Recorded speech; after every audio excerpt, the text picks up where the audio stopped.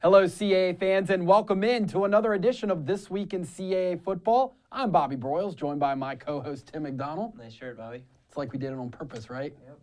It was another exciting weekend of action highlighted by a TV triple header. The thrills began early, Tim, with Delaware escaping with a 33-30 homecoming win over UAlbany on Comcast Sportsnet. Looked bleak for the Blue Hens there early.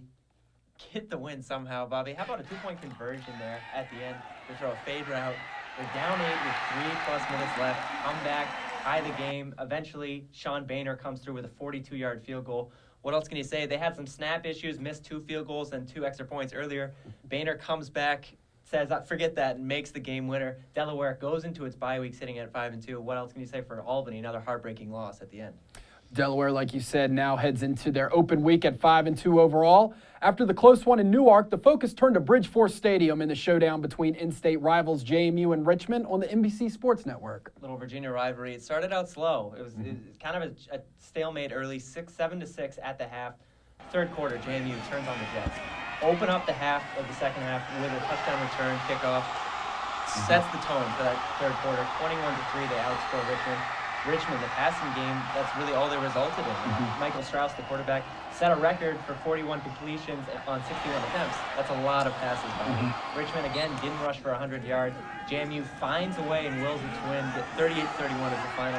Big win for JMU at home, and they go into the Then in the nightcap, Tim, we had a battle of the top of the league standings between Villanova and Towson on the NBC Sports Network. Nova quarterback John Robertson really shined in this one as the sophomore couldn't be stopped on offense. I kept losing myself on Twitter. I couldn't keep up with this game enough early on because Villanova, 3 early turnovers they forced, and Towson, it's a broken record because the same thing happened again. They got off to a slow start.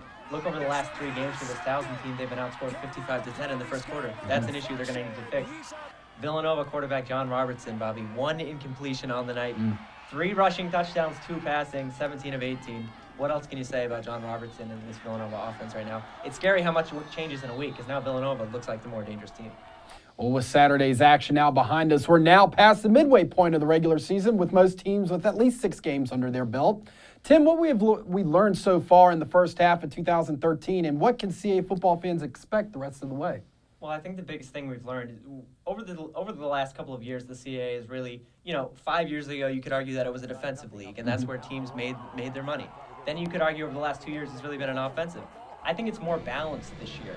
Teams are perhaps undervalued. You've seen a lot of CAA teams who might not have the sexiest schedules, and they might not have the most wins right now, Bobby, but there's still a lot of dangerous teams in this league who are at the middle of the pack, and that's scary when you look at the teams who are at the head. Moving forward, I think you look to second half adjustments. I mean, right now, all these games have major implications, Bobby, because it's CAA football play. You're in league play. The only exception is Rhode Island, who plays Old Dominion. After that, these games mean a lot more right now. Second half adjustments, that's going to be the key, because these games are going to come down to the final 30 minutes. And you also have to believe whoever is the healthiest coming down the stretch is going to have an advantage as well. True.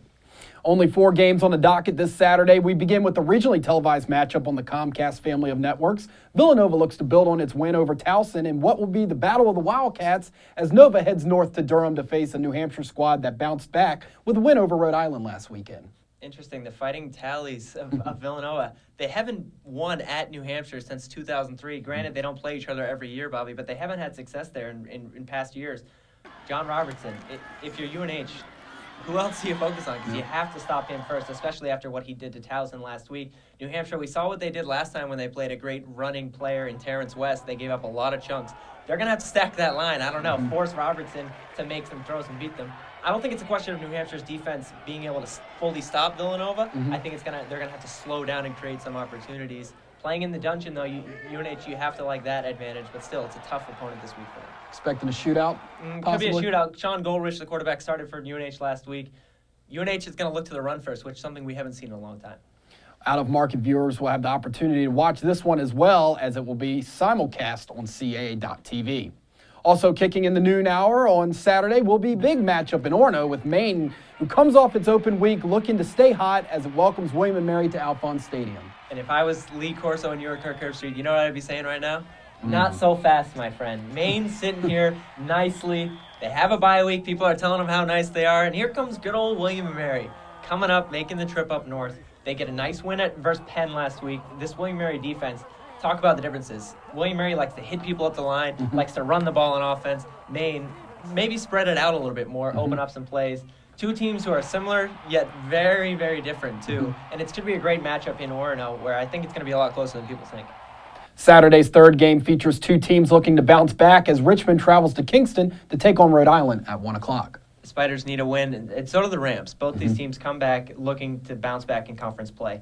What do these teams have to lose? Because right now, their seasons haven't gone as they've wanted. Richmond's sitting there last week against the loss for JMU.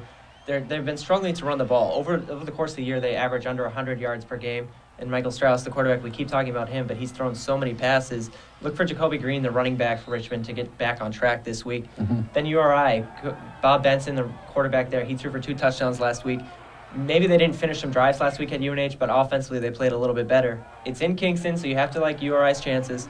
Nothing to lose for either of these teams, so it could be a good matchup. Well, we both saw this past week Rhode Island losing Justin Simmons at running back, really couldn't get the running game going to get New Hampshire. Stephen Barnett for Richmond, the wide receiver, went out early with a back injury. So both those players don't look like they may be playing this week. I know Justin Simmons isn't for Rhode Island, so some players are going to have to step up for both teams on offense. New names step up for both squads. We wrap up Saturday's action with a top 10 Towson team traveling to Albany to take on the Great Danes, who return home after a grueling 3-game road trip. This one will kick off at 3:30 at Bob Ford Field, Tim. Albany finally comes back home. You look at the battle of running backs. Terrence West versus Omar Osborne. West is first in the CAA in rushing. Osborne is second. West almost has 1,000 yards on the season, and Osborne already has 800. It's going to be a battle of the run games. Look at these two teams. And Towson last week, they're going to be angry this week. Coach Ambrose said, after the game, he said the guys are upset, but they want to prove themselves. And they're going to have to come back versus a UAlbany team who's shown some fight this year, which I've been very impressed with. Yes, UAlbany may only have one win. They've shown fight. They've been in games late. They're not scared to go into big environments. They get to come home now. I think UAlbany is going to show up and fight and put up a good game. I think ultimately Towson, defensively, they want to prove to people that last week they're not going to get off to a slow start. They want to prove back and bounce back. You can follow all 4 conference contests via our game day page on CAAfootball.com, which features links to live stats, audio, video streaming, and more. And don't forget to check in with us later in the weekend when we bring you our Sunday rundown. We'll be all over social media this week as well. You can find us on Twitter at CAAFootball. Join the conversation with our official hashtag CAAFB. If you see a top play or you have a question or thought for us, let us know. We're also on Facebook as well as Instagram and Vine by just searching CAA Football. As I'm sure many of you saw, CAA football was in Harrisonburg for the meeting between the Dukes and the Spiders this past Saturday. If you haven't checked out our Going Deep feature on JMU linebackers Gage Steele and Stephon Robertson, it's now available now on CAA.tv and CAAfootball.wordpress.com, along with interviews, highlights, a campus tour, and even some impressive JMU tailgate action. We'll be on campus again this Saturday when CAA football heads to Durham for the big conference matchup between New Hampshire and a really surging Villanova squad. Stay tuned to CAAfootball.com and our official Everyday is Saturday blog for interviews, highlights, and our UNH Going Deep feature that we'll present next Tuesday. That will do it for us this week. Enjoy Week 8, everyone.